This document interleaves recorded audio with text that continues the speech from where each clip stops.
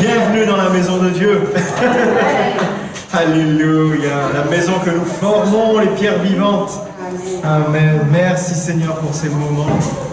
C'est vrai qu'on commence un peu en retard, mais c'est tellement bon de parler les uns avec les autres, d'échanger. Amen. Oh, merci Seigneur. Vous êtes beaux. Yes. Vous êtes beaux. On est beaux. Est-ce que vous savez que vous êtes une génération choisie? Amen. Amen. Une génération choisie pour annoncer la bonne nouvelle. Amen. Alléluia. Pour montrer son excellence. Amen. Si tu as besoin de quelque chose, eh bien Dieu a pourvu. Amen. Tout ce dont on a besoin, Dieu en a pourvu. Amen. Alléluia. On va chanter.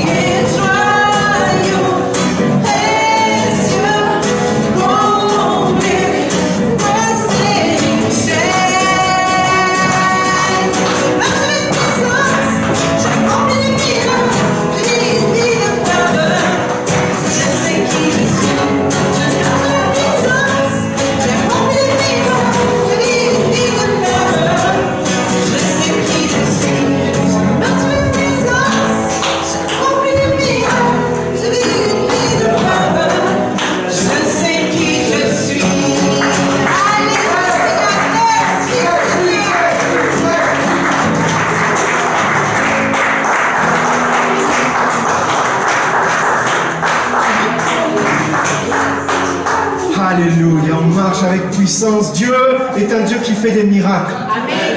Nous avons un Dieu qui guérit. Amen. Amen. Nous avons un Dieu qui restaure. Amen. Nous avons un Dieu qui est grand. Amen. Amen. Donc on s'est un peu chauffé avec cette chanson. Et puis on va faire quelque chose d'inhabituel. Je vais te prendre un peu au dépourvu. Mais je crois qu'on a un témoignage. D'habitude, on fait ça un peu après la louange, etc. Mais c'est un moment, les témoignages, où on rend gloire à Dieu. Où on rend gloire à Dieu. Où on témoigne de sa bonté, on témoigne de sa puissance. Et je vais inviter Claudie qui va nous partager un témoignage.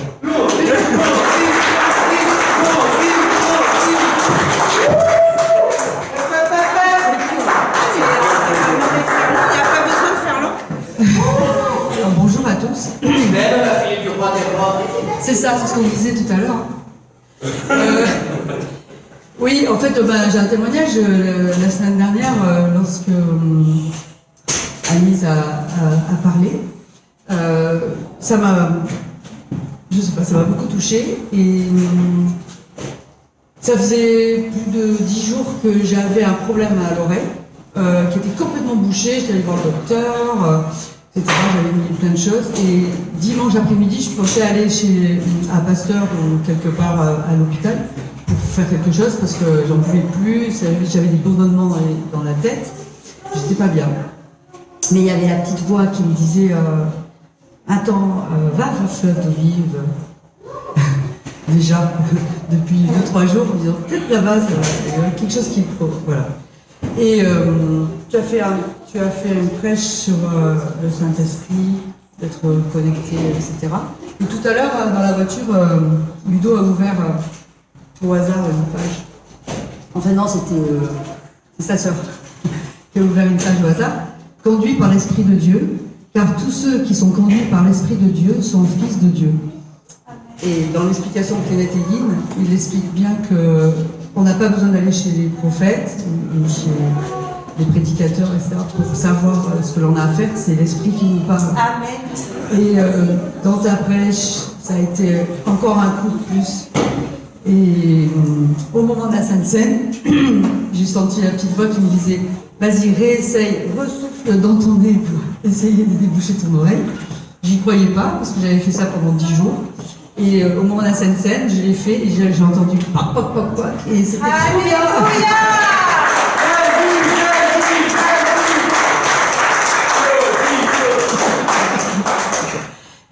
Voilà, c'était juste pour vous dire que quelquefois, même si on marche avec Dieu, on est rempli de l'Esprit de Dieu, etc., etc., et puis il y a des moments, en fait, c'est grâce à cette communauté, grâce à la prédication, etc., Dieu utilise tout pour nous remplir, et il peut œuvrer. Amen. Voilà. Amen. Merci.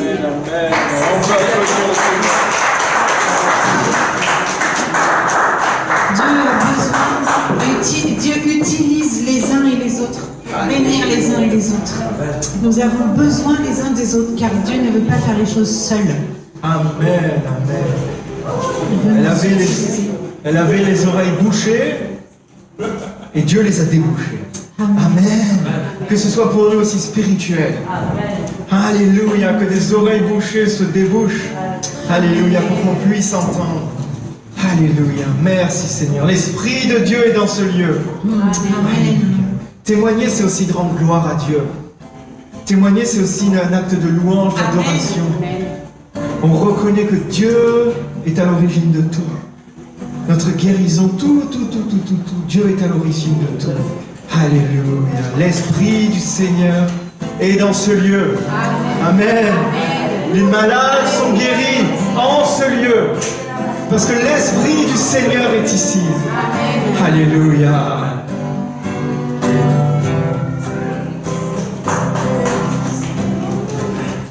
L'Esprit du Seigneur est dans ce lieu.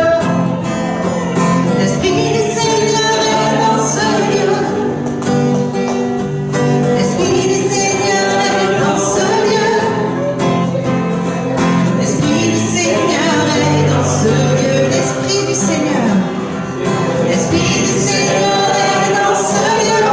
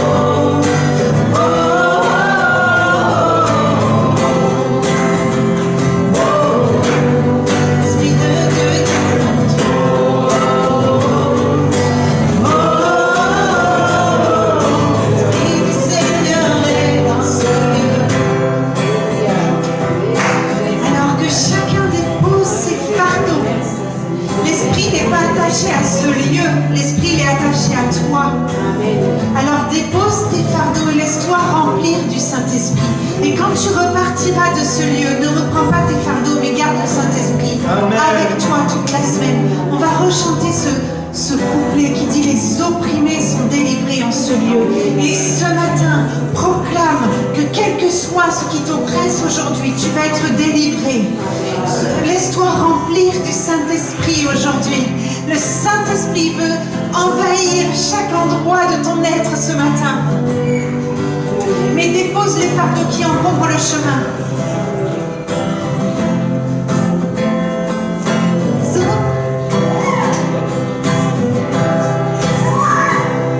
Les opprimés sont délivrés dans ce lieu. Alors viens déposer tes fardeaux dans ce lieu. Pardon, Dieu veut te le donner dans ce lieu. Car quoi? Car l'Esprit du Seigneur est dans ce lieu. L'Esprit de Dieu est en toi.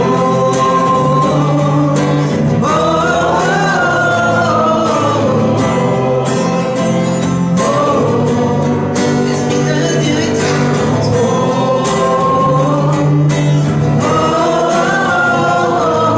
L'Esprit du Seigneur est dans ce lieu. L'Esprit du Seigneur est dans ce lieu.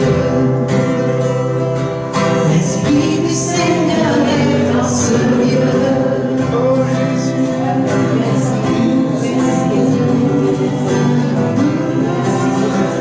Oh, merci Seigneur pour ta présence ce matin. Alléluia. C'est pour toi que nous sommes là, Jésus. C'est pour t'adorer que nous sommes là, pour te rendre toute la gloire. Oh, merci Saint-Esprit de parler ce matin. Alléluia. Le Saint-Esprit est en train de parler au cœur. Amen. Dès maintenant. Alléluia. Alléluia. Tu entends comme une voix, tu entends comme une pensée forte qui vient sur ton cœur. C'est le Saint-Esprit qui parle, c'est le Saint-Esprit qui pousse. Alléluia. Alléluia. Alléluia.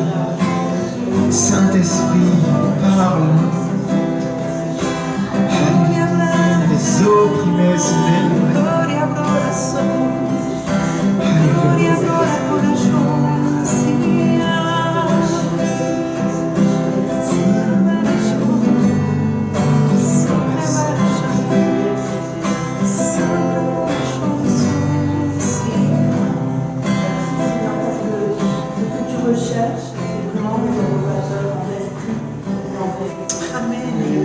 C'est toi qui le fais sur toi. Fais cette semaine. Merci.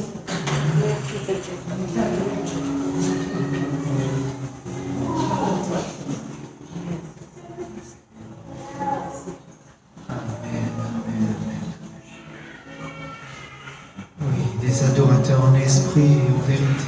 Vous savez, il y a une chose que le Seigneur déteste. C'est l'hypocrite.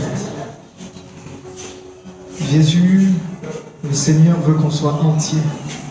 C'est pour ça, dans sa parole, il dit, puisses-tu être bouillant ou froid, mais s'il te plaît pas tiède.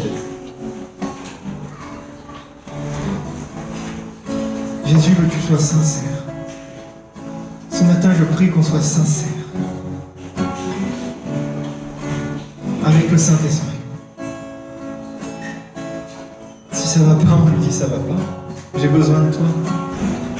On laisse tomber nos masques. Hypocrite, ça veut dire derrière le masque. On laisse tomber nos masques. On est face à face avec lui. Et on le laisse nous transformer. On le laisse aller aux profondeurs de nous. Au fin fond de notre cœur. Alléluia. C'est notre Père aimant. Dieu est avec nous, il n'est pas contre nous. Amen. Dieu est un Père aimant plein de tendresse. Alléluia. Il veut que l'on soit dans sa maison. Il veut que l'on soit avec lui, proche de lui, bien avant que l'univers soit créé, bien avant toutes ces choses, bien avant l'esprit qui planait sur la terre. rêver du jour où tu pourrais l'aimer. Oh, qu'est-ce que ces paroles sont belles. Qu'est-ce que ces paroles sont puissantes et vraies. Alléluia. Merci Seigneur Jésus. Parce que grâce à toi, on peut dire Abba, Père. On peut dire Père. Oh Jésus. Bien avant le chant qui créa l'univers, bien avant l'esprit qui planait sur la terre, bien avant que tu le fonderas au ciel, tu rêvais du jour où tu pourrais m'aimer. Bien avant les premiers battements de mon cœur, bien avant que je m'éveille à ta douceur, bien avant les doutes, mes joies et mes douleurs, tu rêvais du jour où j'aurais t'aimé. Alléluia. Tu rêvais du jour où j'aurais t'aimé. Je suis à toi, oh Jésus. Abba, Père, je suis à toi. Abba, Père, je suis à toi.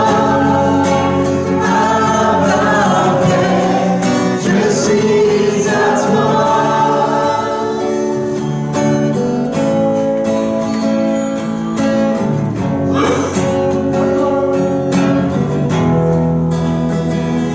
Bien avant que Jésus marche sur la terre, bien avant le Fils qui nous montre le Père, bien avant que les cieux sur moi soient ouverts,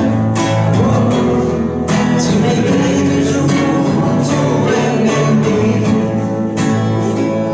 Bien avant que mon péché brise ton cœur, bien avant que coule le sang et la sueur, bien avant les jours de joie et la douleur, Tu m'éveilles le jour où je pourrais t'aimer. tu rêvais le jour où je pourrais t'aimer. Abba, Père, Je suis à toi. Abba, Père, Je suis à toi. Abba, Père, Je suis à toi. Abba, Père, Je suis à toi. Abba, Père, je suis émerveillé. C'est une immensité de ton amour pour moi.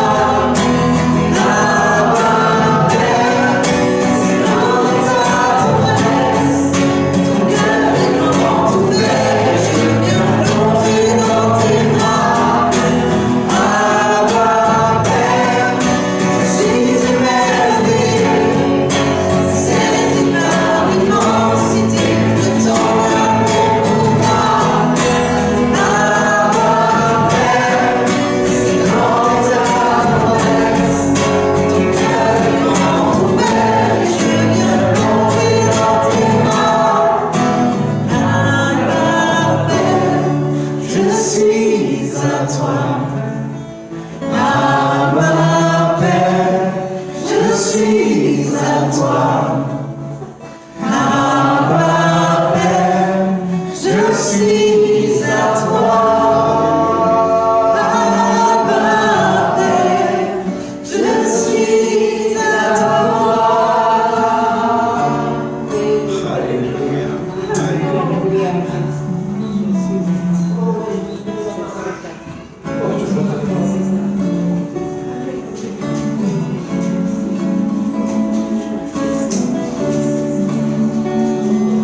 Je suis à toi, Seigneur.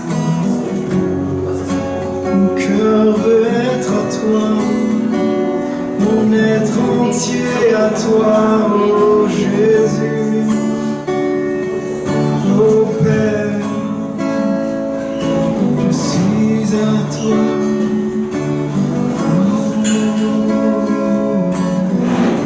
Alléluia, Alléluia. C'est une sécurité de dire je suis à toi, Père.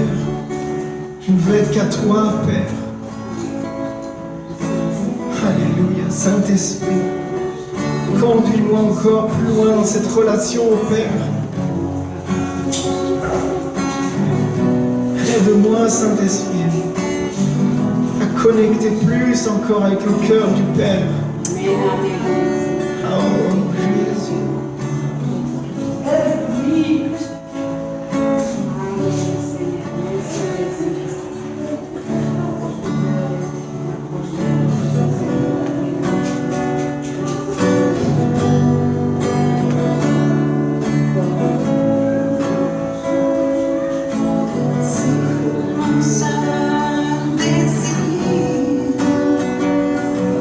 De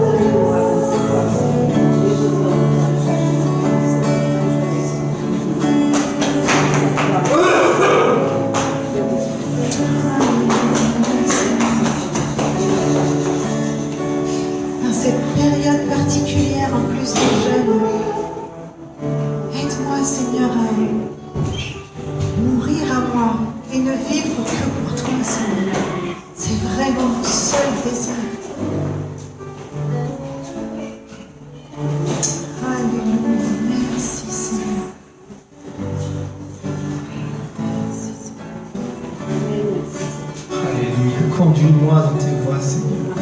On peut dire ça de façon légère. Alléluia.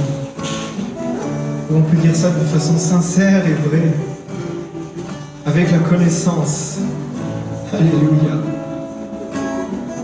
Il y a une parole qui dit que celui qui se dit en communion avec Christ doit vivre comme Christ a vécu. Oh, que celui qui se dise être en communion avec Christ, qu'il vive comme Christ a vécu. Alléluia. Christ nous conduit des fois à la croix. Alléluia. Christ nous conduit des fois à abandonner certaines choses, à lâcher prise, à supporter des fois certaines injustices, certaines souffrances.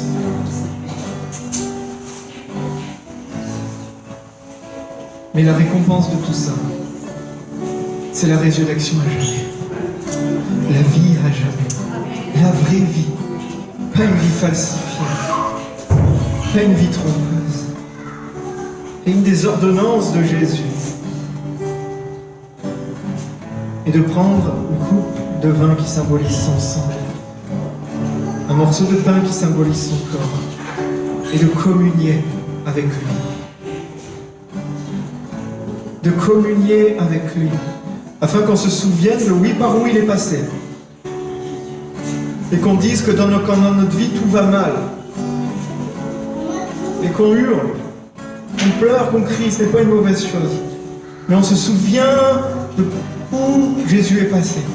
On se souvient de ce chemin de croix. On se souvient de cet agneau mené à l'abattoir. Cet agneau parfait. On se souvient de cet agneau qui ne se défendait même pas. Mais on se souvient aussi de cet agneau ressuscité. Et on se souvient aussi que cet agneau est auprès du Père et qu'il vit à jamais. Quand on prend cette communion, ce n'est pas quelque chose de léger. C'est un acte d'identification à Jésus, à sa mort, à sa résurrection. C'est un acte d'identification à son corps. On ne peut pas prendre ce repas et haïr son frère, parce que c'est un non-sens. Si on prend ce repas, on dit que notre frère fait partie de nous. Si tu prends la communion avec ton frère, avec ta sœur, tu déclares que cette frère, cette sœur fait partie de ton corps. Que tu communies avec elle. Amen. On va prendre ce moment, approchez-vous, pour ceux qui veulent prendre la communion de la table.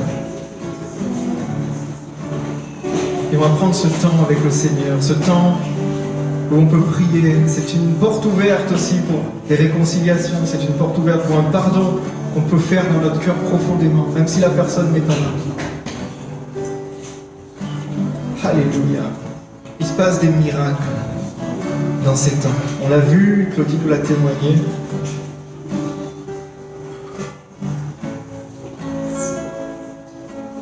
Quand on communie avec le sang de Jésus, avec le corps de Jésus, ce n'est plus nous qui vivons, c'est Christ qui vit en nous. C'est Christ qui vit en nous. Alléluia. Approchez-vous de cette table. On va prendre ce temps.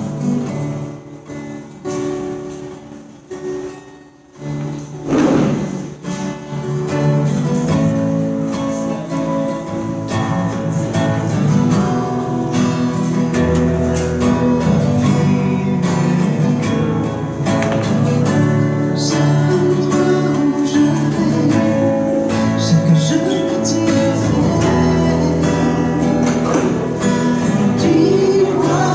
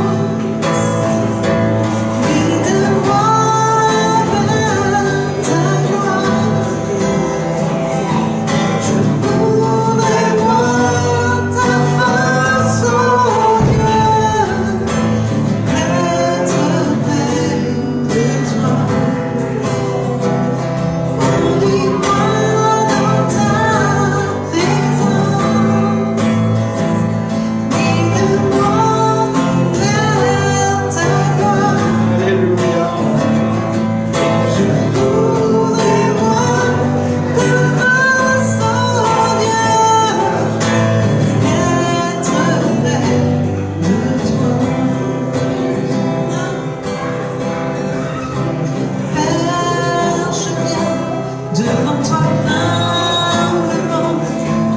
Mon cœur veut te louer. Père, je t'aime, car tu m'as acheté. Mon cœur veut t'adorer.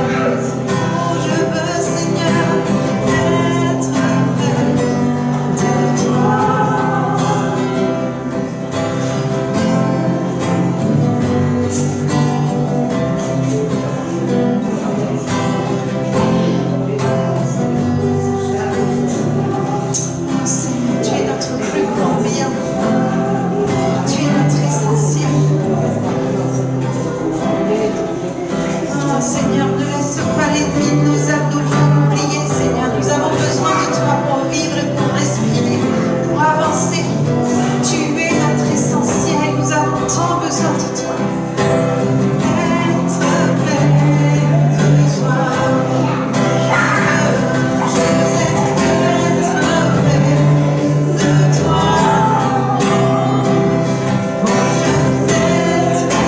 près de toi. Je veux être près de toi.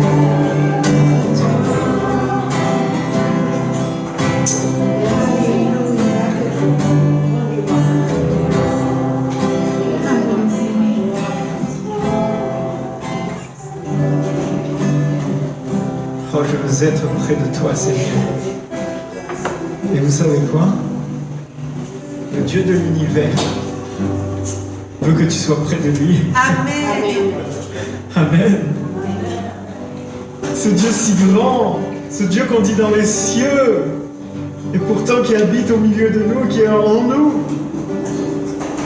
Ce Dieu éternel, ce Dieu tellement tout puissant, veut que tu sois près de lui. Il t'appelle par ton prénom, il t'appelle par ton nom. Il t'appelle, il te dit, toi, comme tu es. Je veux que tu sois près de moi. Je veux que tu sois dans ma maison. J'ai tout fait pour que tu ne sois pas égaré. Alléluia. J'ai ouvert le ciel pour que tu ne sois pas égaré. Alléluia.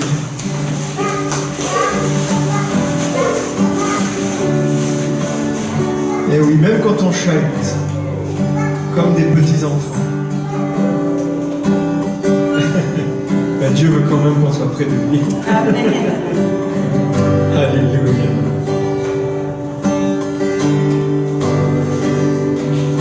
Toutes les générations te lui prosterner en dansant le cantique.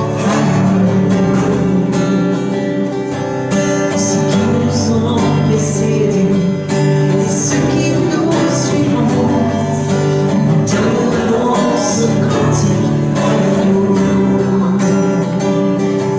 Ton nom est le plus grand, ton nom est tout puissant.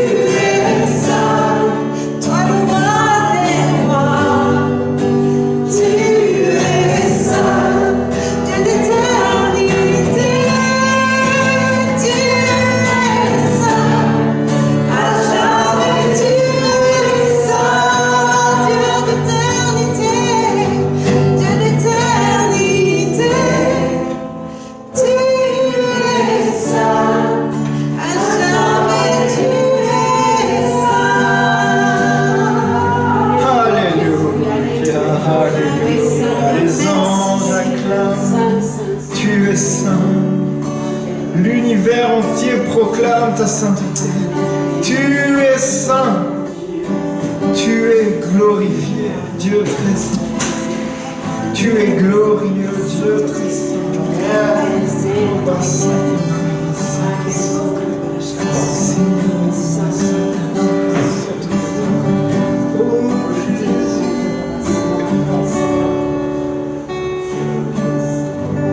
Merci. Amen, amen, amen, amen.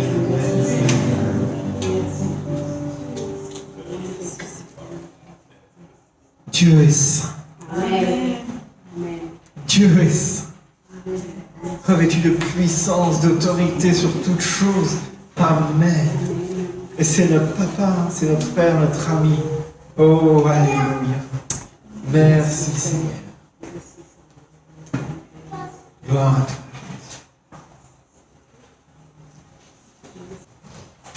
Bienvenue à tous ceux qui nous ont rejoints aussi. Ah, ça fait du bien d'être dans la maison de Dieu.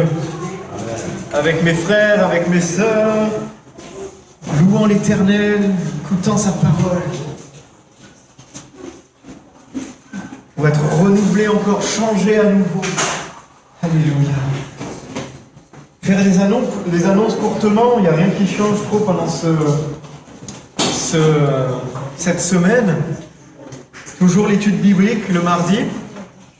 Et c'est un moment où Dieu parle, l'étude biblique.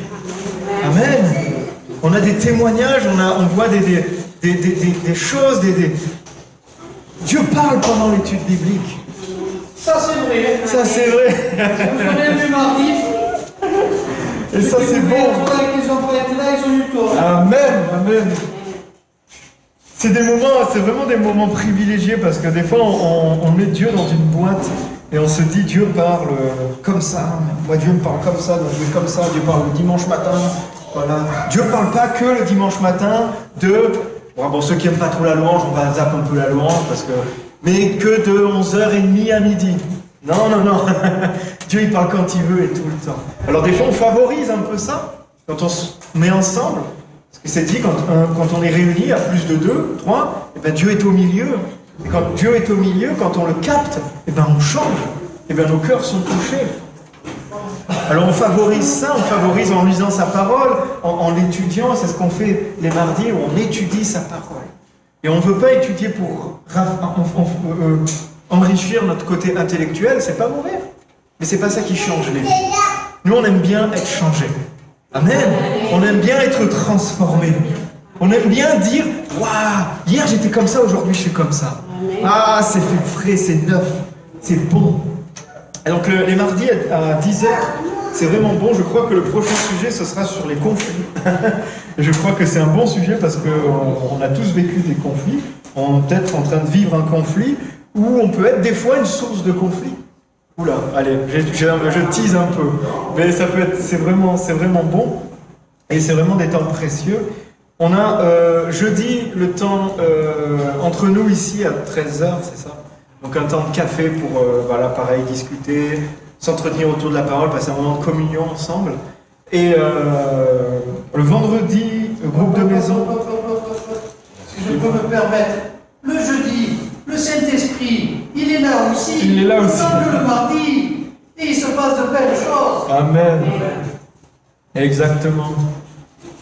Exactement. C'est des moments inspirés, donc c'est des moments précieux. Et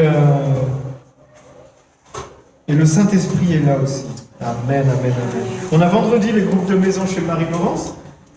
Et voilà, toujours des moments aussi précieux, bénis. On va plus revenir des fois sur le message et entretenir, voilà, on peut naviguer un peu sur ce qui a été partagé, reçu. On peut venir avec des interrogations, des désaccords aussi. Des voilà, j'ai pas compris, ou je vois pas ça comme ça, ou est-ce qu'on peut m'expliquer, est-ce qu'on peut aller plus loin. Donc c'est vraiment des moments précieux aussi, des moments bénis. Le samedi, prière à 17h, c'est ça? Pareil, des socles, un peu trop souvent, malheureusement, mis de côté et un peu des fois oubliés. Mais c'est des moments vraiment précieux qu'on va essayer de renforcer. Et c'est un peu le défi un défi de cette année, un défi de cette saison, qui est que l'Église, voilà, soit une Église qui prie, que ce soit une Église à genoux, une Église qui soit devant le Seigneur, qui écoute la voix de Dieu. Et donc vraiment, c'est un peu, je vous lance un peu mon défi de cette année, c'est qu'on soit une Église qui soit mobilisée dans la prière, et une Église qui prie, une Église qui fasse, voilà, des fois on fait des choix, c'est sûr, des samedis, des fois à 17h, on a autre chose de prévu, mais des fois on doit voir des fois certaines de nos priorités. Alors des fois ça coûte un peu, mais il faut bien des fois que celui qui dit communier avec le Christ vive comme lui a vécu. Je pense que des fois il avait envie d'aller se coucher, ou il n'avait pas envie, et puis il y est allé quand même, pour faire la volonté de son Père. Amen. Et après, voilà, dimanche matin, on revient à 8h30, la prière qui commence encore ici. Anne-Lise m'a mis des petites, encore des petits fascicules que vous pouvez prendre. Voilà, des messages à donner qui expliquent un peu l'évangile donc à des gens. C'était vraiment... Anne-Lise avait vraiment reçu ça vraiment dans une attitude de prière pareil. C'est pas de la distribution, voilà, c'est vraiment, on prie avec quelqu'un, on a ça un peu dans le sac, on a ça dans la poche, et puis on prie, et des fois le Seigneur nous montre des gens, et on connecte avec des gens, et c'est le moment. C'est bien de jeter nos filets au hasard, mais c'est bien aussi d'agir, des fois, comme on dit, sur le momentum de Dieu. C'est de se trouver là à un endroit et de dire, Seigneur, quelle est la cible juste dans ce moment-là? Il n'y en a pas 50, des fois il y en a juste une. Mais quelle est la parole juste? Quelle est la personne juste? Quelle est, Seigneur, je te prie, c'est un exercice à faire. Après on peut distribuer aussi, mais c'est une autre façon de faire. Mais là vraiment ce qu'Anne-Lise elle avait dans le cœur, c'est ça. Donc il y a des petites lampes aussi, pour faire des petits cadeaux. Je crois qu'il y en a un peu. Ouais, des petites lampes qui est au porte-clés où dessus c'est marqué Jésus et la lumière. Parce que c'est ça dont le monde a besoin, c'est de lumière. Amen. Amen. Et donc voilà, donc ça c'est pour cette semaine. Et je vais commencer déjà à annoncer le premier week-end, le premier dimanche de février. Donc le 4, on me propose de faire une raclette ici tous ensemble. Donc c'est vraiment des moments que Dieu me met à cœur, des moments conviviaux. Des moments où voilà, on est encore dans le jeûne, donc des fois il y en a là, ça gargouille en regardant ça, je suis désolé. mais le 4 février, on ne sera plus dans le jeûne. Mais on sera toujours dans la prière. Amen. On a tous des services à raclette chez nous. Voilà, c'est ça, c'est ce que j'ai pensé. Donc après, on verra pour l'organisation. On a tous un service à raclette chez nous. Et puis on va mettre des tables. Et puis voilà, c'est convivial. On peut inviter. Je prie vraiment que voilà, ceux qui ont des conjoints, qui souvent viennent pour les événements, peuvent venir dans ces moments-là, partager une raclette, partager un moment de communion fraternelle, tout simplement. Et c'est bon. Et c'est vraiment voilà aussi mon cœur pour cette année aussi, pour mettre en place plus en plus de choses comme ça, où on va régulièrement se retrouver autour d'une table, autour d'une activité. Donc soyez créatifs aussi. Des fois c'est pas forcément Dieu parle à l'Église, et l'Église c'est pas le pasteur, c'est vous tous. Et des fois on peut avoir une idée, tiens j'ai une idée, il y a un festival, il y a le salon de je sais pas quoi, est-ce qu'on peut, bien on appelle les hommes, on appelle les femmes, on est tous ensemble et on va là-bas. Il y a un match, allez viens on va se voir un match. Et que ça soit des initiatives des fois de chacun d'entre nous, et c'est bon ça, et ça fait, ça connecte ensemble. Et on passe du temps ensemble et on se connaît. Voilà. Et comme j'avais rappelé, quand on est côte à côte, quand on est proche, quand on se connaît, là on peut aider nos frères et sœurs. Et nos frères et sœurs doivent faire la primeur. Paul disait toujours, d'abord faites ça à vos frères et sœurs, après allez dans le monde, mais d'abord avec vos frères et sœurs qui sont à côté. Si vous ne prenez pas soin de votre frère, si vous ne prenez pas soin de votre sœur, ça ne sert à rien d'aller dans le monde. Prenez déjà soin de ceux qui sont proches, de ceux qui sont à côté de vous. Et pour être proche, il faut se voir. Et passer du temps ensemble. Voilà, donc notez cette date dans votre agenda. J'espère qu'il y aura le maximum qui sera disponible. Le message sera court, comme ça on mangera vite. Non, je rigole. Mais merci Seigneur, merci encore pour ces temps. Et merci pour ces témoignages encore qu'on a entendus ce matin. Jésus sauve. Amen. Jésus est notre sauveur.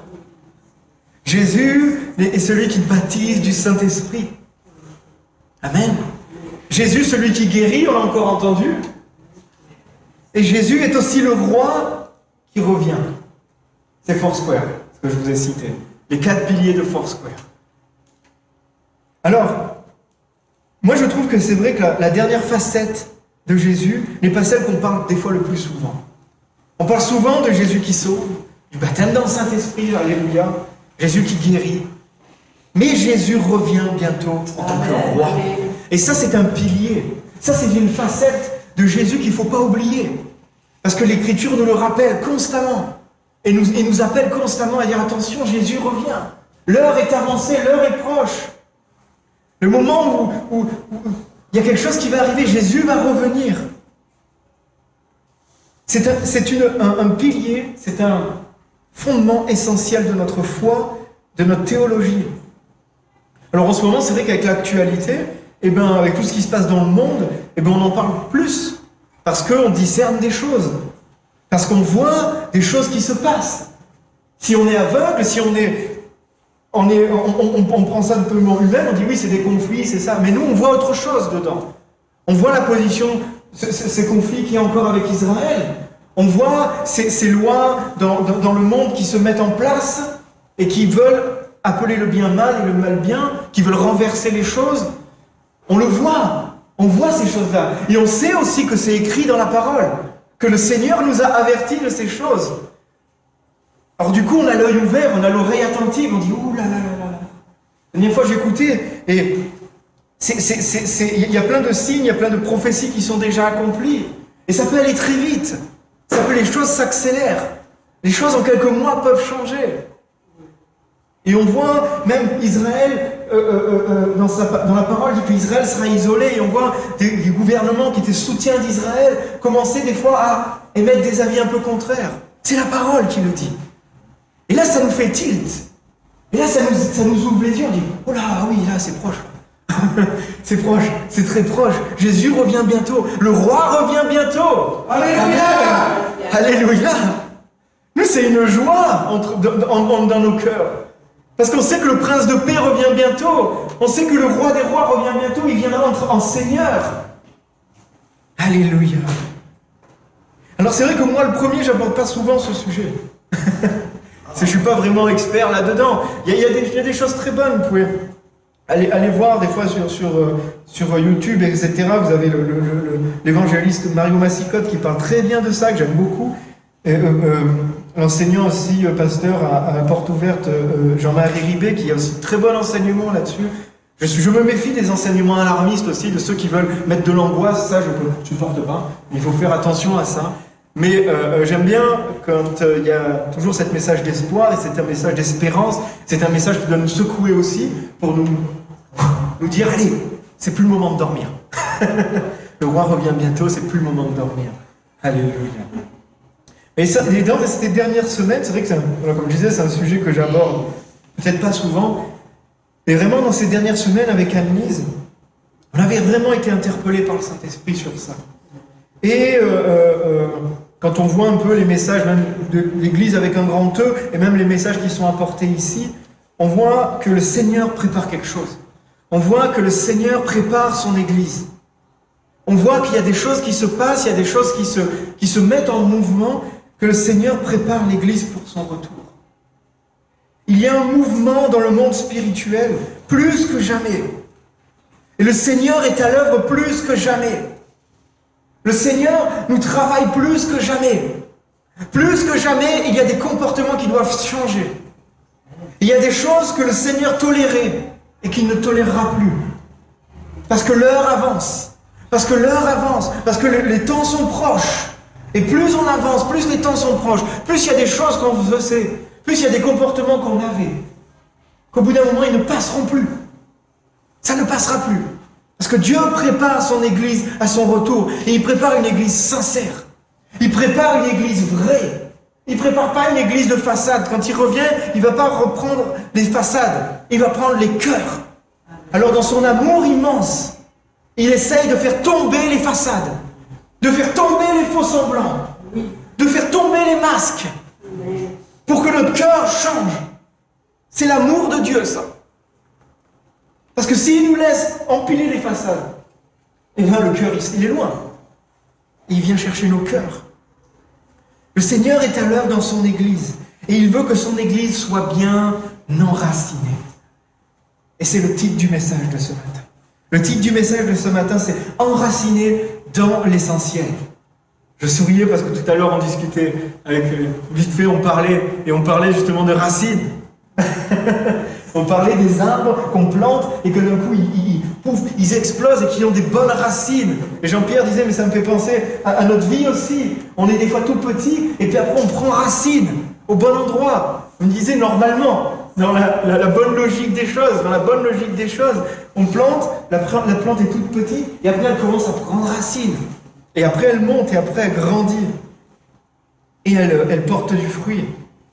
Et je voudrais qu'on aille, pour commencer, dans Éphésiens 3. Éphésiens 3 au verset 16.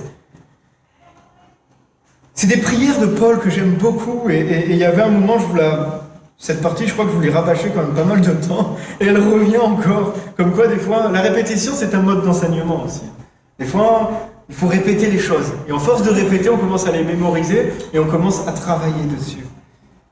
Donc la parole dit au verset 16, « Je prie qu'il vous donne conformément à la richesse de sa gloire, d'être puissamment fortifié par son esprit dans votre être intérieur, de sorte que le Christ habite dans vos cœurs par la foi.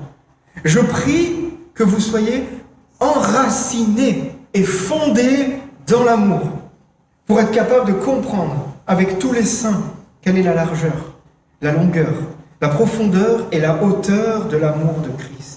Et de connaître cet amour qui surpasse toute connaissance, afin que vous soyez remplis de toute la plénitude de Dieu, à celui qui peut faire par la puissance qui agit en nous infiniment plus que tout ce que nous demandons ou même pensons. À lui soit la gloire dans l'Église et en Jésus-Christ pour toutes les générations, au siècle des siècles. L'Église de Jésus-Christ dit Amen, amen, amen, amen. J'aime tellement ce texte. Oh là là là là. C'est un guide, c'est vraiment quelque chose de... Dieu nous dit, voilà ce que je veux.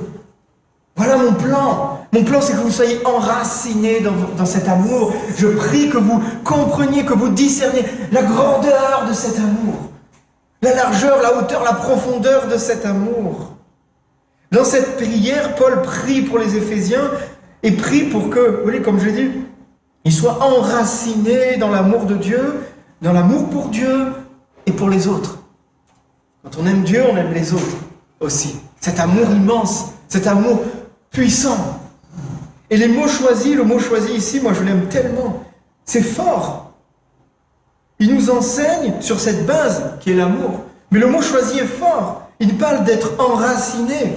Il ne nous parle pas de connaître l'amour. Il ne nous parle pas d'avoir entendu parler ou d'être d'accord avec ça ou de dire non. Il dit cet amour doit faire partie de vous, doit faire partie de votre cœur, doit faire partie de votre être, doit être avec vous. Comme on ne peut pas les désunir. C'est ça être enraciné. Comme un arbre, il peut avec ses racines, il enveloppe les choses. Il prend les choses et avec ses racines, des fois, l'arbre, il finit par attraper des choses et ces choses finissent par devenir une partie de l'arbre. Ça devient dans l'arbre, il absorbe, ça fait partie de lui. Quand mon père, il était jeune, je sais plus si c'était toi ou des amis, mais ils avaient lancé un caillou dans un ballon et le caillou s'était planté dans un arbre, c'est ça? Et ils ont laissé le caillou dans un arbre, planté comme ça. Et moi, je sais pas moi, 30 ans après, mon père on allait dans ce ballon et on allait voir l'arbre le caillou dans l'arbre et il me disait, ben ça c'est nous qui l'avons jeté quand on était gamin et l'arbre s'est planté dans le caillou. Et bien au bout d'un moment, on voyait presque plus le caillou. L'arbre l'a absorbé. Et maintenant, si on retrouve cet arbre, je pense que l'on ne sait même plus parce que le caillou est dedans. Et c'est ça que Dieu veut. Dieu veut qu'on absorbe son amour comme ça. Et on ne peut plus l'enlever au bout d'un moment. Il fait partie intégrante de nous. Comme des racines qui viennent se fixer quelque part, qui viennent se mettre quelque part. Et on ne peut plus l'enlever. Parce qu'ils font partie, ils enveloppent. Alors des racines, pratiquement, ça sert à nourrir l'arbre. Ça lui fournit ce dont il a besoin pour vivre. Son alimentation, son eau. Les racines de l'arbre, ça sert à ce qu'il puise tous les aliments nécessaires pour vivre. L'amour de Dieu nous nourrit. L'amour de Dieu est une nourriture pour nous chrétiens. Est un carburant pour nous chrétiens. Et c'est pour lui que nous vivons. C'est par lui que nous vivons. C'est par l'amour de Dieu que nous vivons. Par sa grâce et son amour que nous vivons. Que nous sommes bénis, que nous sommes guéris. Et c'est pour ça que Paul nous dit, allez puiser, mettez vos racines là-dedans. Mettez vos racines dans cet amour. Et les racines ont aussi une autre fonction. C'est que les racines servent aussi à la stabilité de l'arbre. Un arbre avec des petites racines, il ne faut pas qu'il soit trop haut, hein. Parce que c'est dangereux. Si un arbre n'a pas de racines, il n'est pas stable. Et il peut tomber, au moins de coups de vent, il s'en va. Au moins de coups de vent, il est par terre. Et on peut des fois observer, des fois on voit des grands arbres, et des fois on les voit tomber. Et quand on les voit tomber, eh bien on voit, des fois on dit, ah, mais il n'avait pas de racines cet arbre.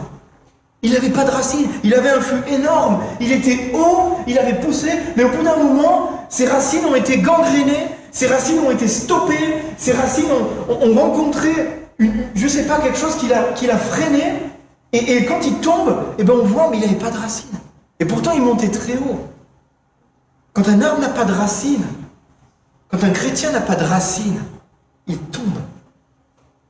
Alors, il peut rester longtemps debout, et il finit par tomber. Et quand il tombe, eh ben on se rend compte, on dit, oh, mais en fait, il n'avait pas de racines. Les racines étaient pourries. Parce que peut-être négligées, peut-être abandonnées, peut-être on n'a pas pris garde. Et ça devient dangereux.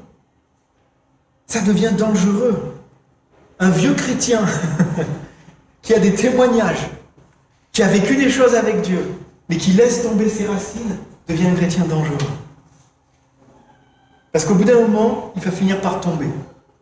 Et quand un chrétien, comme ça, influent par exemple, dans toute notre famille, dans tous nos cercles d'amis, comme ça fait tellement longtemps qu'on est chrétien, on dit « Ah, lui, il est chrétien ». Alors on devient comme cet arbre qu'on voit, comme cet arbre qui dépasse peut-être les autres, comme cet arbre qui est un peu différent des autres. Mais si cet arbre, il arrête de prendre soin de ses racines, et qu'il finit par tomber, ça fait du bruit. Beaucoup de bruit. Plus qu'un petit arbre qui vient juste de pousser. Ça, c'est des choses, des responsabilités des fois qu'on doit avoir en tant que chrétien. Noé, c'est Spider-Man, c'est qui dit ça. Mais Noé, sur son sac, il a de grands pouvoirs, implique de grandes responsabilités. C'est marqué sur son sac. Et des fois, moi, ça me parle. Parce que je dis, oui, Dieu a mis en moi un pouvoir, a mis en moi une puissance, a mis en nous, chacun d'entre nous a mis son Saint-Esprit. Et ça implique aussi des fois des responsabilités. Parce qu'on est regardé, parce qu'on est vu. Alors on doit travailler nos racines, avant de travailler notre fût, et essayer de monter. On va essayer de descendre profondément dans nos racines. Si nous ne sommes pas enracinés dans l'amour de Dieu, profondément, nous ne pouvons pas discerner toutes les autres choses et connaître toutes les autres choses. Paul nous dit là dans ses paroles que c'est presque un début. Et le Seigneur nous travaille et nous façonne, surtout dans ces derniers temps, dans ces moments-là, pour que nous soyons vraiment enracinés en lui, enracinés dans sa parole, enracinés dans son amour. Et alors, on va aller un peu plus loin, et on va aller dans une autre prière de Paul, cette fois-ci. Moi, quand je lis ces prières de Paul, je sais qu'il parle aux Philippiens, je sais qu'il parle aux Éphésiens, mais je la prends pour moi. Et Paul, quand il dit « je prie que vous », je dis « c'est moi ». Paul prie pour moi. Il prie pour moi, et sa prière, je la prends, et je dis « amen » avec elle, et je marche avec elle. Alors Paul, dans Philippiens 1, verset 9, il dit « Et voici ce que je demande dans mes prières, c'est que votre amour augmente de plus en plus en connaissance et en pleine intelligence, pour que vous puissiez discerner ce qui est essentiel. Ainsi, vous serez purs et irréprochables pour le jour de Christ. Amen. Cette parole-là, je la prends pour moi. Et je prie aussi. Je prie, on peut mettre notre nom dedans. Je prie que mon amour augmente de plus en plus. Pour que je puisse connaître en connaissance, en pleine intelligence. Que je puisse discerner l'essentiel. Et que je puisse, quand Christ reviendra, être trouvé pur et irréprochable. Là, Paul parle aux Philippiens. Et dans la lettre aux Philippiens, il est content, Paul, de l'amour que les Philippiens ont. Il est content de... Mais pourtant, il leur dit, je prie que votre amour augmente.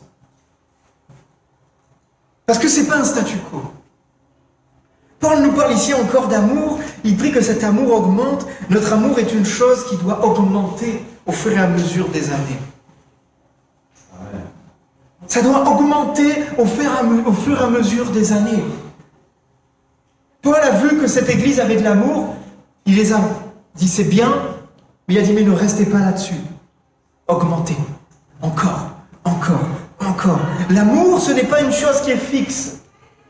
Ce n'est pas une chose qu'on acquit une fois pour toutes et qu'elle est c'est bon, on a compris, on a saisi l'amour, etc. Non. L'amour, c'est une chose qui grandit. On doit veiller avec l'aide du Saint-Esprit que l'amour en nous augmente de plus en plus. Augmente de plus en plus. Et là, quand je méditais là-dessus, je me suis posé cette question. Et je vous la pose. Où en es-tu avec ça? Aimes-tu plus ou moins qu'avant? Est-ce que ton amour est statique? Est-ce que ton amour, des fois, diminue? Ou est-ce que ton amour augmente? Soyons sincères. Des fois, on dit plus on vieillit, moins on supporte. Plus on vieillit, moins on tolère.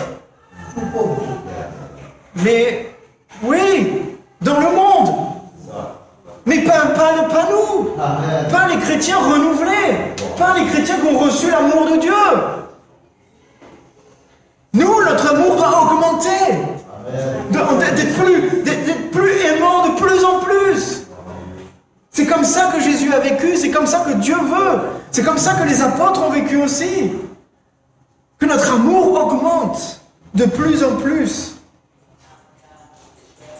Seigneur, aide-nous. Saint-Esprit, conduis-nous. On veut que notre amour prenne de l'ampleur. Augmente, augmente et augmente. Et après, Paul utilise aussi deux mots qui m'ont interpellé. Il utilise le mot connaissance et intelligence. Alors des fois, ces mots, on les oppose à la fois. L'intelligence, on dit des fois, il faut abandonner notre intelligence humaine et être renouvelé par l'intelligence de Dieu. Paul utilise ces deux mots, et ces deux mots, là, dans ce passage, connaissance et intelligence, sont vraiment pas synonymes. On peut pas, ils ne veulent pas dire la même chose. Alors, je vais m'appuyer sur un commentaire que j'ai trouvé qui était bien écrit, sans aller trop dans les mots grecs, etc., et perdre du temps sur les significations des mots, etc. Mais en gros, le premier mot exprime surtout une perception claire et nette de la vérité. Là, ce que Paul nous dit, c'est que notre amour augmente de plus en plus en connaissance, c'est-à-dire en perception claire et nette de la vérité. Qu'on puisse grandir, qu'on puisse augmenter dans la connaissance de Dieu, nette, sans bavure, sans fausseté, sans distorsion. Qu'on puisse grandir dans ça. Et le second, c'est surtout dans ce sens d'intelligence, dans le sens délicat, on va dire, avec un tact moral. C'est surtout ça. En connaissance de la parole de Dieu, et une fois qu'on connaît la parole de Dieu, on agit avec elle avec intelligence. Des fois, on va dire à des gens des paroles qui sont bibliques, qui viennent de Dieu, etc., mais qui sont inappropriées. On les connaît, on sait que c'est... On connaît cette parole pure, on connaît cette parole saine, Mais on va la dire sans intelligence. Et surtout, la personne en face ne va même pas me dire, mais qu'est-ce qu'il me raconte? Mais je comprends. Pourquoi il me dit ça? Parce qu'on n'a pas ce discernement et on dit la parole sans intelligence. On a besoin de discernement.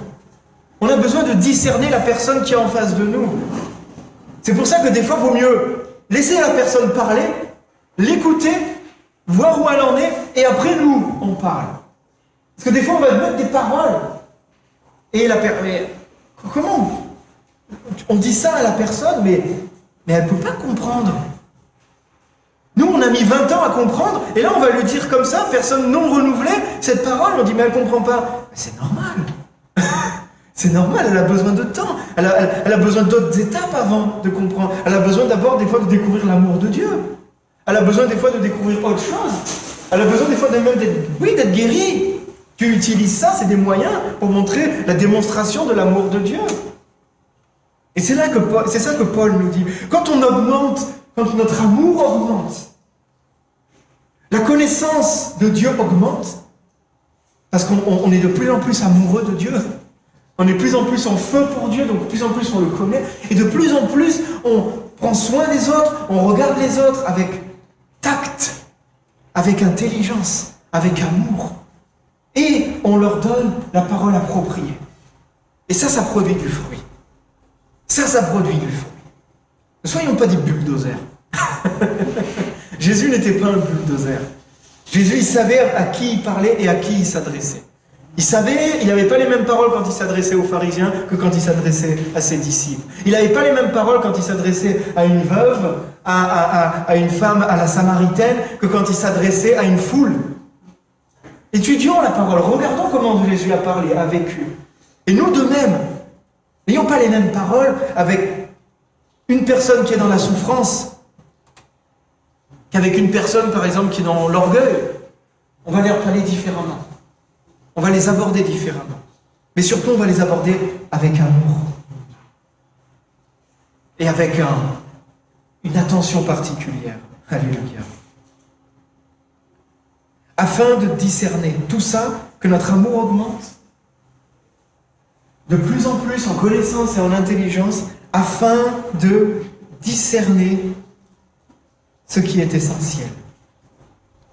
Et là, c'est les deux mots, c'est le deuxième mot du titre de ce message, enraciné dans l'essentiel. Nous avons besoin, et c'est vital, de discerner ce qui est essentiel. De discerner ce qui est essentiel. Pour ne pas perdre notre temps à être engagé, à être détourné, à être égaré. Détourné du but et du plan que Dieu a pour nous. Quand on dit que l'heure approche, quand on dit que l'heure avance, c'est une notion de temps aussi.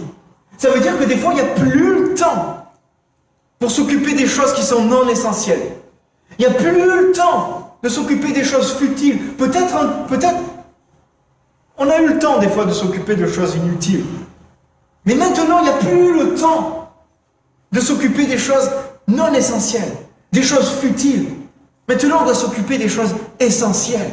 Et on doit discerner ce qui est essentiel. Le Saint-Esprit doit faire ce travail dans nos cœurs pour qu'il sépare ce qui est non essentiel de ce qui est essentiel. Et dans notre monde actuel, je ne sais pas, mais moi je vis dans ce monde, et dans ce monde actuel, je vois à quel point c'est vital de discerner ce qui est essentiel. Quand on voit la quantité de choses que l'on nous propose, qui sont parfaitement inutiles, qui nous coûtent tellement cher, en argent, en temps, qui nous font perdre des heures et des heures. C'est sûr qu'avant, on peut parler avant, on dit ouais, le temps d'avant. Avant, c'est sûr que si tu avais une bougie, et quand le soleil se couchait, bah, tu étais comme une poule, hein, tu allais te coucher. Hein. Tu faisais quoi, de toute façon? Il faisait froid, alors tu avais intérêt de te mitoufler, et la bougie, quand tu l'éteignais, alors tu gaspillais pas trop de cire parce que ça coûtait cher, hein, mais tu l'éteignais, puis tu allais te dormir. Et nous, non, nous, on peut rester allumé toute la nuit. Et le lendemain, et encore, et encore, et encore. Il y a tellement de choses. Tac, tac, tac, tac, tac. Il faut partir en vacances, il faut faire ci, il faut faire ça, il faut aller là, il faut aller là. T'as pas vu le dernier film, t'as pas joué au dernier jeu, t'as pas... Oh Mais combien t'as d'heures dans ta journée, toi? Moi, je sais pas, moi, j'ai pas le temps. T'as pas écouté le dernier article? Ouais, non, oui. On a tellement de choses. Tellement de choses qui viennent pour nous saper. Et pour nous détourner. Pour nous faire perdre du temps, de l'argent. Et alors, en méditant ça, j'ai fait juste une petite recherche rapide sur Internet. Donc, c'est une publication des gars qui récoltent des statistiques et qui font des statistiques du 12 juin 2003, donc c'est assez récent. Au niveau mondial, on va tirer à boulet rouge sur une cible toute désignée, les réseaux sociaux. Voilà, des fois il n'y a pas besoin d'aller très loin, hein, et c'est un bon bouc émissaire ça, mais c'est pour donner un exemple. Au niveau mondial, vous savez combien un internaute passe de temps sur les réseaux sociaux? Par jour. La moyenne est de 2h30 par jour. 2h30 par jour. La France, elle est un peu plus basse. Je crois que le plus haut, c'est le Nigeria, je crois. Et il y a plein c'est marqué par pays, c'est assez détaillé. Et nous, on est plutôt vers une heure et quart, je crois, en France. Mais mondialement, le monde entier passe 2h30 par jour sur les réseaux sociaux.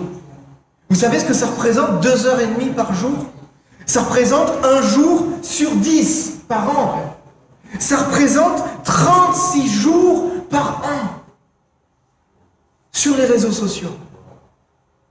Un mois par an. Ça représente un mois par an à regarder YouTube, Facebook, Insta, blablabla, tous les... Mais c'est énorme. Quand j'ai lu ça, ça m'a assis. Alors j'ai regardé mon téléphone et j'ai vu que moi aussi je passais du temps dessus. Et je me suis dit, tiens, j'ai mis une alarme en plus. Je me suis dit, tiens, un quart d'heure par jour, je me suis mis. Comme ça, il va sonner quand je passe un quart d'heure. Parce que on est tous là-dedans. C'est addictif. Mais vous imaginez le temps perdu? Et qu'est-ce qu'on fait? Qu'est-ce qu'on produit là-dessus? Mais strictement rien. Mais alors rien. C'est vraiment du... Alors des fois, on apprend un truc, on rigole, machin. Mais ça produit rien. Saint-Esprit, vraiment éclaire-nous pour que nous arrêtions de perdre notre temps dans les choses futiles. Je sais pas moi, des fois je pense 2 heures par jour.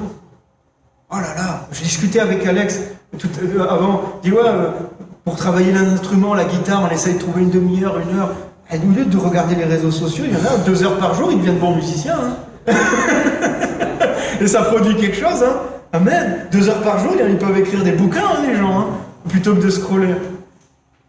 Saint-Esprit, enseigne-nous pour que nous arrêtions de perdre notre temps dans les choses futiles. Que le Saint-Esprit, quand tu sors de ce moment, quand tu sors ce matin, te montre quelque chose dans ta vie de tous les jours qui bouffe ton temps. C'est peut-être déjà le cas, peut-être déjà tu as des alertes depuis longtemps et tu dis ça, je dois arrêter parce que ça me bouffe le temps. Ça peut-être je dois mettre un peu de côté parce que je sens que c'est inutile, mais je reviens toujours dessus. Que ça soit brisé maintenant, ça dans le nom de Jésus. Que ça soit séparé de toi maintenant. Ou que quand tu sors d'ici, tu te dises, mais cette chose-là, le Saint-Esprit me la met, m'ouvre les yeux là-dessus, et je m'en sépare. Et plutôt je reste avec même des fois je fais rien. Ça vaut mieux des fois d'être là assis, de regarder le plafond, tu médites, tu pries, tu loues, que de faire quelque chose comme ça. C'est pas mauvais en soi, hein, mais vraiment, c'est quelque chose qui nous attrape. Exactement. Il ne faut pas que ça nous rende esclaves. Nous voulons être centrés sur l'essentiel. Ce matin, on a chanté des chants qui parlaient de ça. Je t'offre mon cœur. Ouais, bon, le dimanche matin, entre 10h, 10h30, 11h, midi, là, je te l'offre, mon cœur. Après, j'ai autre chose à faire. Non, je t'offre mon cœur, ma vie entière. Je veux être centré, Seigneur, sur l'essentiel. Et vraiment enraciné dans ton amour. Et c'est pas une vie morne. C'est pas, je ne vous demande pas d'aller dans un monastère et vous exclure de la vie. Non, vous allez trouver un vrai sens. Vous allez trouver une vraie vie, une vraie joie. Au contraire, ça va être mieux. Ça va être bien mieux. Nous voulons être centrés sur l'essentiel, enracinés dans ton amour, Seigneur.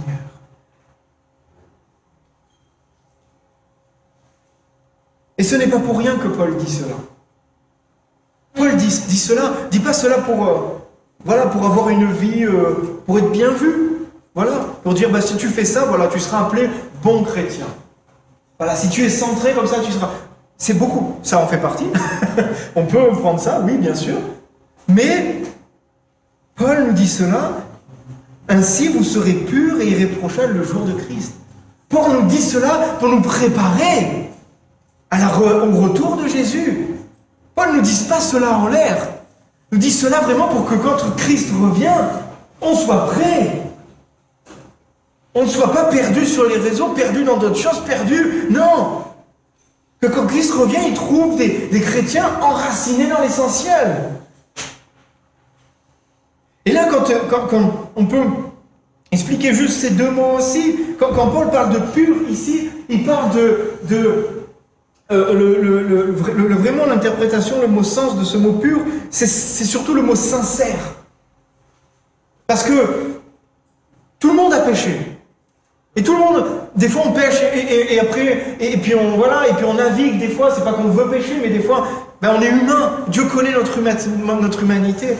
Et on sera vraiment comme Dieu le veut avec lui. Mais là, le mot pur, vraiment, signifie sincère. Jésus veut trouver une église sincère. Une église qui a vraiment ce cœur à l'intérieur. Ce cœur qui bat, ce cœur qui boue. Pas une église partagée. Pas une église qui néglige les choses essentielles. Pas des chrétiens qui vont à droite à gauche. Mais vraiment des chrétiens sincères. Et irréprochables, c'est dans le sens que on ne sera pas des chrétiens qui tombent. On ne sera pas des arbres à terre. Jésus veut pas veut pas revenir et voir des arbres à terre. Ah, lui, il a été grand. Ah, il a été grand, maintenant il est à terre. Non! Ce sens irréprochable, il veut nous trouver fixes, debout, pas en train de chuter, pas en train de tomber, pas en train de couler à chaque tempête, pas en train de plier à chaque coup de vent. Et c'est là ces deux mots. Et là, ça prend son sens. Dieu veut notre sincérité. Et il veut qu'on soit debout, pas à terre, pas par terre, irréprochable, debout, pas plié. Et c'est comme ça que le Seigneur nous travaille. C'est pas pour rien que Paul nous dit ça. C'est profond. C'est profond et ça nous bouscule, ça nous remue un petit peu. Alléluia. Seigneur, on veut être trouvé franc, on veut être trouvé sincère. Saint-Esprit, continue à travailler nos cœurs pour qu'on soit cette Église qui ne soit pas tiède. On ne veut pas de tièdeur. Alors parfois, il y a quelque chose qui révèle, des fois ça, qui révèle l'état de nos cœurs, c'est les épreuves. Les épreuves de nos vies sont des révélateurs de notre foi. Des fois, on les prend en nous comme des choses qui vont nous détruire, mais c'est des révélateurs de notre foi. Elle révèle des fois, quand l'épreuve arrive dans nos vies, elle est là comme pour révéler l'endroit vraiment où nos racines sont attachées. Elles vont révéler l'endroit où nos racines ont puisé l'énergie. Et des fois, on se rend compte que les racines, elles ne sont pas au bon endroit. Notre foi n'est pas au bon endroit. Notre espérance n'est pas au bon endroit. Des fois, quand on est bousculé, on a plusieurs façons de réagir. Des fois, on va rejeter la faute sur les autres ou dit c'est la faute d'un tel, c'est la faute d'un tel, et là on remonte des fois dans des situations, des histoires, etc. Et des fois, c'est bien dans ces moments-là de regarder notre état de cœur à ce moment-là. Moi, dans l'entreprise, quand on est entrepreneur, on est étiré des fois. On est étiré parce que des fois, on n'a pas un salaire fixe, par exemple. On n'a pas quelque chose qui roule. Des fois, on voit que ça bloque. Et on voit le timing, on voit qu'il y a les clients qui ne payent pas, les factures qui arrivent, les impôts, les fournisseurs, les machins et tout. Et là, on dit, ça passe pas. Ça passe pas. Alors des fois, on peut avoir, je parle pour moi, c'est témoignage personnel, on commence à angoisser, on ne dort pas de la nuit. Et on dit, mais Seigneur, Mais on voit. Et on prie, Seigneur, débloque, Seigneur, pourvois, Seigneur, machin et tout. Et il y a comme une anxiété qui vient. On perd notre joie, on perd notre paix. Et là, il y a ça. Donc, on va dire, mais c'est légitime. Oui, peut-être. J'ai le droit de prier comme ça. On a le droit des fois d'exprimer ça. Mais des fois, si on prend un peu de recul, on dit, mais juste le fait d'avoir du décalage, juste le fait, là, de soupçonner un manque, je perds ma paix. Je perds ma joie. Mais alors ça veut dire que mes racines n'étaient pas mises au bon endroit. Et là on se remet en question. Et là on dit Seigneur, c'est toi qui pourvois. Mais moi les racines, je veux les me planter en toi. Et je ne veux pas que la moindre tempête, le moindre coup de vent, la moindre inquiétude me fasse perdre ma paix, me fasse perdre ma joie, me fasse douter même des fois de l'appel de Dieu sur nos vies. Des fois on mène une vie tranquille. Et puis là, il y a un coup de vent et on dit, quand on est tranquille, on est dans la joie, on est dans la paix, alléluia. Après, quand le bateau commence à bouger, et là, on se dit, tout va mal. Et là, on doit dire, oui, c'est sûr, c'est pas agréable.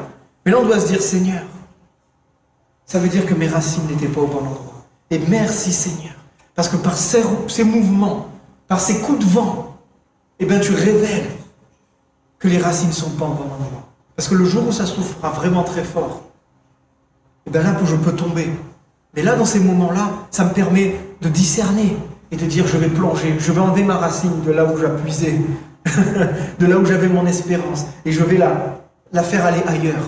Je fais la faire aller dans l'amour de Dieu, je fais la faire aller là où Dieu me dit de puiser. Et c'est pour cela aussi qu'il y a beaucoup de personnes qui se tournent vers Dieu dans des moments difficiles de leur vie. Quand ça chavire, quand ils sont démunis, ils sont épuisés, ils ont épuisé toutes leurs ressources. Des fois, il y a une tempête dans nos vies aussi, parce qu'on a épuisé toutes nos ressources. Et là, Dieu dit, mais j'attendais en fait que là où tu mettais ton espérance soit vraiment vide, pour dire, voilà, maintenant tu comprends qu'il faut aller puiser ailleurs. Là, tu comprends qu'il faut changer de réservoir. Parce que là, tu l'as vidé celui-là. Donc tant qu'il est plein, on dit c'est cool, on continue à puiser dedans, puis on est là, on est bien et tout, et après au bout d'un moment on est vide. Il a dit mais va puiser dans le réservoir qui ne se tarit jamais. C'est dans celui-là que je veux que tu puises. Mais change un peu ton côté, change, vas-y. Les arbres ils ne peuvent pas faire ça, mais nous on peut le faire, on prend nos racines, on les met ailleurs. Hop, allez, et là c'est mieux. Alléluia. Et là dans ces moments-là, quand on est dépourvu de ressources, on crie à Dieu d'un cœur sincère, Dieu l'entend les cris.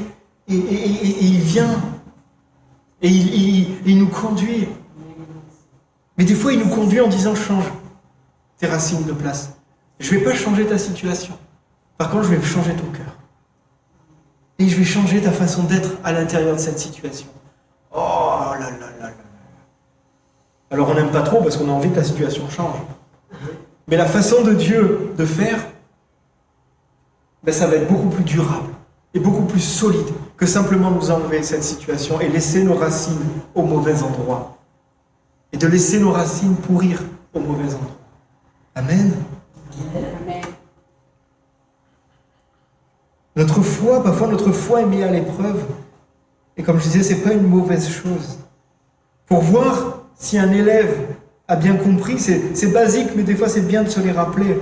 Pour comprendre aussi des fois ce qu'on vit, ce qu'on traverse. Pour voir si un élève d'une classe a bien compris une leçon, avant de lui donner le diplôme, qu'est-ce qu'on fait? On lui fait passer une épreuve. On lui fait passer une épreuve, on dit voilà, maintenant je vais te mettre ça. Est-ce que tu as bien compris? Est-ce que tu as bien compris les leçons? Et là on voit si les leçons sont comprises. On voit si tout ce qu'on lui a dit a été intégré.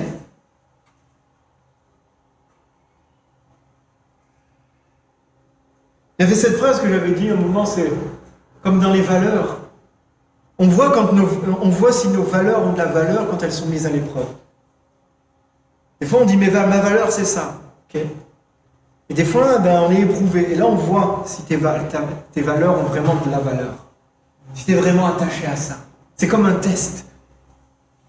Et puis, si la seule leçon n'est pas comprise, on va recommencer. Et puis on va essayer de comprendre. Mais dans sa grâce, Dieu ne va jamais nous faire passer un stade au-dessus si on n'a pas compris. la saison dans laquelle on passe. Parce que ça serait dangereux. Déjà, on ne comprendrait pas. Et ça nous mettrait en échec.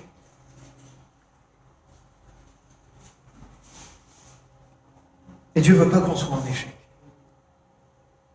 Dieu ne veut pas qu'on ne passe pas nos examens. Dieu veut qu'on réussisse nos examens. Qu'on réussisse nos épreuves. Qu'on passe à travers de nos difficultés. Peu importe. Dieu a le désir que tu réussisses. Et il a tout mis en œuvre pour cela. Tout a été pourvu. Mais pour cela, il faut obéir et se soumettre à sa volonté, se soumettre à sa parole, se soumettre à ce qu'il dit. Et non pas à ce que nous on veut, à ce que nous on perçoit. C'était ce que Jésus a dit dans le jardin de Gethsémani. Et que loigne de moi cette coupe, mais non pas ma volonté, mais ta volonté, Père. Dieu, est-ce qu'il a répondu à sa prière? Non. Il n'a pas éloigné cette coupe. Mais Jésus est ressuscité maintenant. Et il est bien mieux là que si cette coupe s'était éloignée et s'il avait vécu 60 ans sur cette terre. C'était le plan de Dieu. Alléluia. Je vais vous donner un autre exemple pour vraiment finir sur ça. Et après, on va clôturer. Mais cette pensée, elle navigue dans mon esprit depuis un moment. Et j'aime bien des fois avoir des exemples bibliques avec des hommes qui schématisent bien un peu ma pensée, qui expliquent ma pensée. Et je priais dans l'atelier quand je travaillais et je disais, Seigneur, inspire-moi, inspire-moi, que je trouve dans ta parole un exemple pratique. Et vendredi soir, je lisais la parole de Dieu aux enfants, et en lisant la parole, Dieu m'a donné l'exemple. Alors même que je passais du temps avec mes enfants, que je lisais, Dieu avait déjà prévu ce timing parfait. Parce que d'habitude, c'est Anne-Lise qui lit l'histoire le soir aux enfants, mais là, elle était allée au groupe de maison, et moi, j'étais resté à la maison. Et cette fois-là, c'est moi qui ai lu la parole aux enfants, et je suis tombé sur ce passage. Et Dieu a un timing des fois parfait. Des fois, on n'a pas... Il ne faut pas se faire de Bible, des fois. Dieu gère, il est au contrôle. Et des fois, on a juste à mettre sa foi en lui, on se décharge et Dieu conduit. Donc Dieu m'a donné cet exemple, il m'a donné l'exemple de Gédéon et les 300. Alors je ne sais pas si vous connaissez cette parole, on peut la lire dans Juge 7, on va pas la lire parce que c'est assez long, et puis mais en gros, l'armée d'Israël devait combattre contre une armée ennemie, et Gédéon, c'était le chef, il avait 32 000 hommes, une armée. Mais en face, quand la parole dit, les chameaux des ennemis étaient semblables, je crois, au grain de sable de la mer, au grain de sable d'une plage. Il y en avait une multitude. Face à eux, ils avaient une armée immense. Et eux, ils n'étaient que 32 000.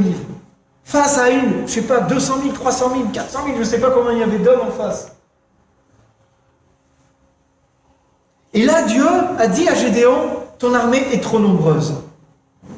Et il a fait réduire, vous connaissez cette histoire, vous vous en souvenez, et il a fait réduire son armée. Et à chaque fois que Dieu parlait à Gédéon, il faisait réduire son armée. À chaque fois que Dieu dit, à chaque fois que c'est marqué l'Éternel parla, ou Dieu parla à Gédéon, l'armée descendait. Moi, au bout d'un moment, je ne parle pas, Seigneur, s'il te plaît, arrête de parler, moi j'avance, je me bouche les oreilles. Parce qu'à chaque fois que Dieu parlait, ça allait de moins en moins bien. Jusqu'à se retrouver à 300 contre une multitude. Mais imaginez l'état d'esprit de Gédéon. Peut-être l'angoisse de Gédéon.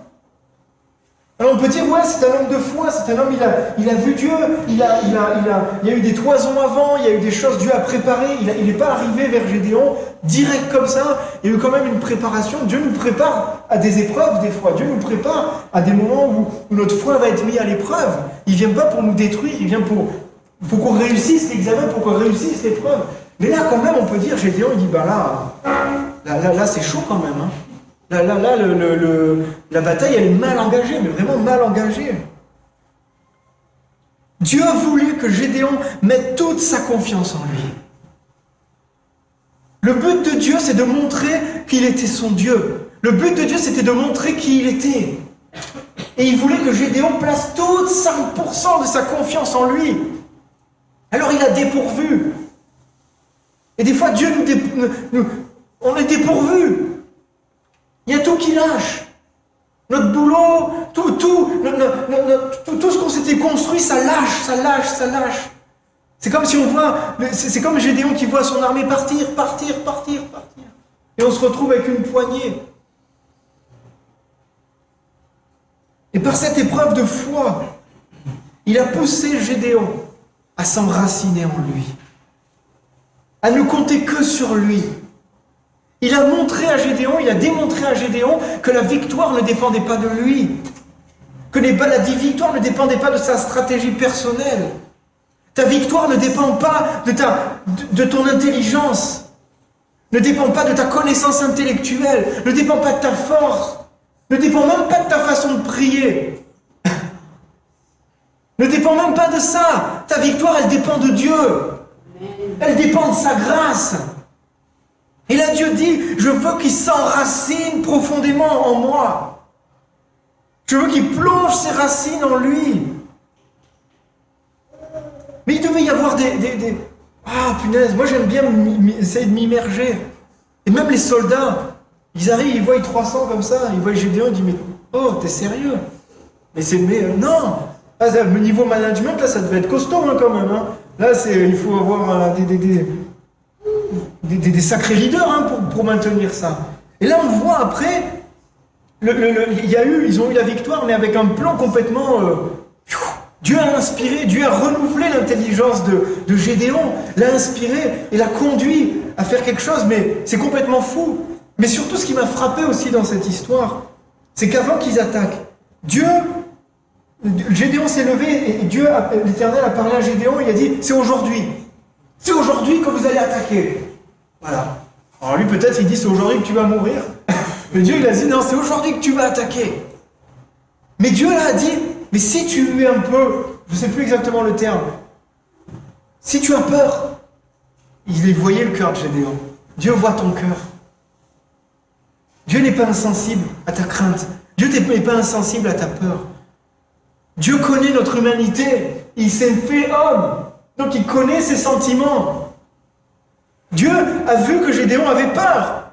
Et il lui dit, mais si tu as peur, prends Pourra, je crois que c'est ça, ton serviteur avec toi, et va espionner un peu les ennemis. Alors ils sont allés espionner, et ils entendaient 2 gardes, 2 sentinelles. Alors ils sont tombés, le Seigneur est tellement bon. Dans une armée de milliers de personnes, ils sont tombés sur les 2 qui parlaient de ça. Le Seigneur est bon quand même. Ils auraient pu tomber sur n'importe lequel, l'autre qui se plaint que la soupe était froide, ou l'autre qui se plaint qu'il a mal aux pieds. Non, ils sont tombés sur les 2 qui parlaient de ce sujet. Dieu conduit toutes choses. Et là, ils sont arrivés devant ces gens, ils étaient cachés, et ils entendent qu'un avait fait un rêve, il voyait un pain de froment d'or, je ne sais plus, qui descendait, qui ravageait tout. Il disait, mais c'est Gédéon qui vient avec son armée nous écraser, etc. Et en fait, ils se sont rendus compte que Dieu avait envoyé des rêves. Dieu avait préparé le terrain. Dieu avait préparé le terrain alors même que Gédéon dormait. Alors même que Gédéon dormait peut-être pas très bien, mais au moins dormait de ce qu'il pouvait dormir. Dieu commençait à préparer. Et Dieu a préparé le terrain. Des fois dans nos vies, il y a juste lâche prise. Lâche prise. Centre-toi sur l'essentiel. Centre-toi sur Dieu. Centre-toi sur ce qui est essentiel. Mets tes racines dans l'amour de Dieu. Dors paisiblement. Et Dieu travaille. Ça ne sera pas dépourvu de difficultés, ça ne sera pas dépourvu de combats. Mais Dieu travaille. Et moi, je suis sûr que parce que Gédéon a eu cette démarche de foi, a eu cette démarche où il s'est enraciné dans la parole de Dieu, son intelligence a été renouvelée. Comme nous dit la parole, que notre intelligence soit renouvelée. Et là, et après, il a pu développer une stratégie de combat. inédite qui a pu déjouer les plans de l'ennemi. Quand tu mets toute ta confiance, toute ton espérance, toute ta foi, que tu t'enracines dans son amour, alors même que tu dors, Dieu prépare ta victoire. Amen. Amen. Amen.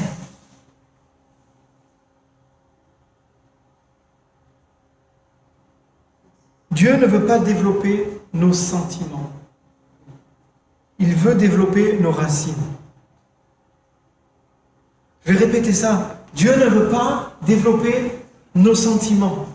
Dieu veut développer nos racines. Des fois, il y a des épreuves qui ne s'en vont pas. Des fois, il y a des choses qui ne se résolvent pas. Parce que Dieu ne veut pas que tu aies un sentiment de paix. Il ne veut pas que tu aies un sentiment de joie. Il veut que tu aies la paix. Il veut que tu aies la joie. Et ça, elle se trouve dans les racines. Elle ne se trouve pas dans les sentiments. Amen. Est-ce qu'on comprend? Est-ce qu'on peut discerner ça? Est-ce qu'on peut marcher dans ça? Dieu ne veut pas développer nos sentiments, il veut développer nos racines. Alors ça prend du temps, mais ça dure longtemps. Et que nos racines soient fixées au bon endroit pour puiser dans la vraie source qui ne tarit jamais. Oh merci Seigneur. Je prie que vous soyez enracinés et fondés dans l'amour. Je prie, on peut le prendre pour nous, on le prend pour nous. Je prie que nous soyons enracinés et fondés dans l'amour. Je prie que je sois enraciné et fondé dans l'amour. Je prie que tu sois enraciné et fondé dans l'amour.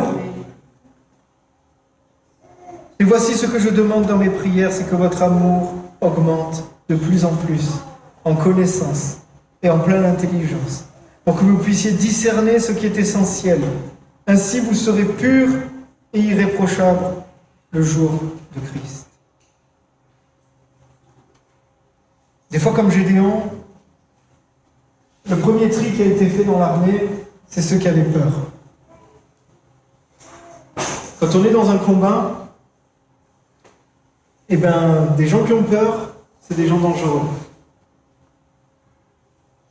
Des fois, c'est le tri aussi. Ils n'étaient pas essentiels, ceux-là. Après, il y a plusieurs interprétations aux autres choses, mais des fois, on a besoin de mettre de côté des choses non essentielles.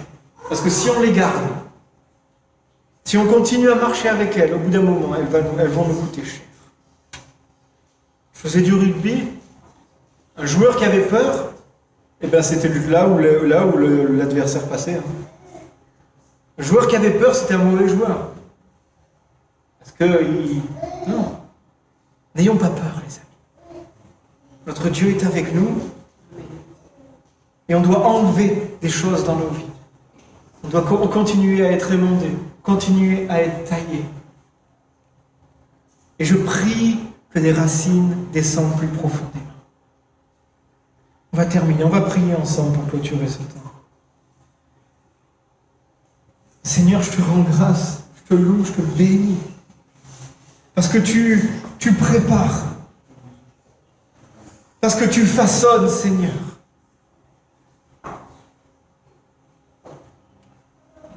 Je te loue parce que tu ne nous laisses pas aller à droite, à gauche, nous perdre. Tu ne nous laisses pas, Seigneur, nous perdre. Mais tu as de cesse de nous préparer, de nous façonner, de nous guider vers ta source. Je te prie, Seigneur, encore ce matin. Je te demande pardon pour toutes ces fois où on a mis notre foi, notre espérance dans quelque chose qui n'était pas de toi. Qu'on a mis notre espérance dans l'argent, qu'on a mis notre espérance dans tout un tas d'autres choses qui n'est pas de ta volonté, Seigneur. On te demande pardon. Et par ce pardon, par cet acte de repentance sincère, c'est comme si tu venais couper cette racine qui nous gangrène. Détacher de nous ces choses qui nous gangrènent, ces choses qui nous font pourrir, ces choses qui à terme vont nous porter préjudice. Seigneur, nous voulons être enracinés dans ta parole. Nous voulons être enracinés dans ton amour. Nous voulons être fondés sur ton roc. Puisés dans ta source intarissable, Seigneur. Viens révéler dans chacun d'entre nous, dans notre vie, des choses que l'on fait, des choses où on met tellement d'énergie, ou des fois même par habitude, qui ne sont pas essentielles et qui nous détournent au contraire de ta communion, qui nous détournent de toi.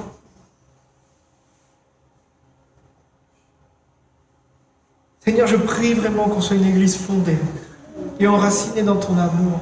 Et je prie que chacun d'entre nous, que cet amour puisse augmenter, puis cet amour puisse fructifier, puis cet amour puisse prendre de l'ampleur. Oui, Seigneur, tu prépares ton retour. Tu prépares ton église à ton retour. Et tu veux trouver une église avec la foi. Une église qui ait les yeux fixés sur toi, Seigneur. Et merci, Seigneur, parce que dans ta parole, tu nous avertis. Et tu nous dis de construire notre maison sur le roc et non sur le sable.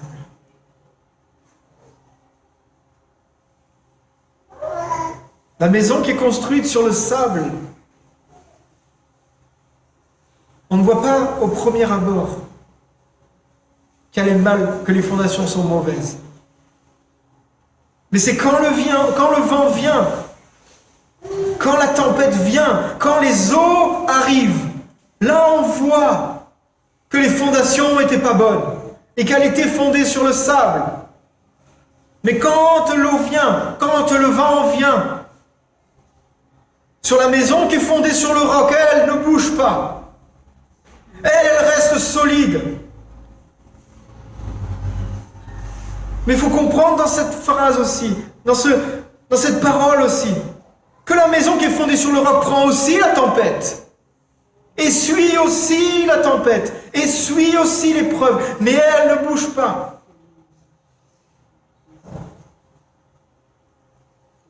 Il y a des fois des choses dans nos vies qui ont été détruites. N'essaie pas de les reconstruire, elles ont été détruites, laisse-les aller dans les eaux. Et reconstruis sur le roc. Reconstruis sur la parole de Dieu. Je pense que c'est vraiment une parole pour quelqu'un. Je pense que c'est vraiment une parole pour quelqu'un. Tu avais construit quelque chose. C'était beau, c'était propre, mais l'eau est arrivée, les tempêtes sont arrivées successivement et tout s'est écroulé. N'essaie pas de reconstruire ça. Les eaux l'ont avalé. C'est peut-être une grâce. C'est peut-être une grâce. C'est peut-être le Seigneur qui te dit maintenant construis sur quelque chose de solide. Construis sur ma parole. Construis avec obéissance. Construis avec amour. Construis avec zèle. Construis sur l'essentiel. Construis sur moi, dit le Seigneur. Alléluia. Merci, Seigneur. Merci de travailler nos racines pour que nous puissions avancer. Et je proclame que chacun d'entre nous ici, les racines vont être assainies. Les racines vont aller puiser là où il y a à manger, là où l'eau est pure. Et on en verra les fruits.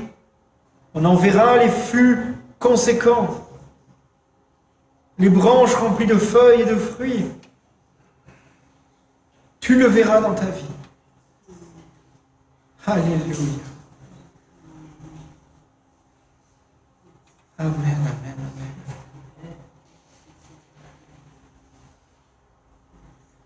Gloire à toi, Seigneur. Merci pour cette parole. Merci, Seigneur, pour ces moments passés avec toi. Tellement précieux. Tellement précieux. Amen. Vous allez travailler vos racines. Vous êtes déjà des beaux arbres. Mais il faut encore se planter et monter un peu plus haut encore. Amen. Amen. Que Dieu vous bénisse. Passez un bon dimanche. Un bon dimanche.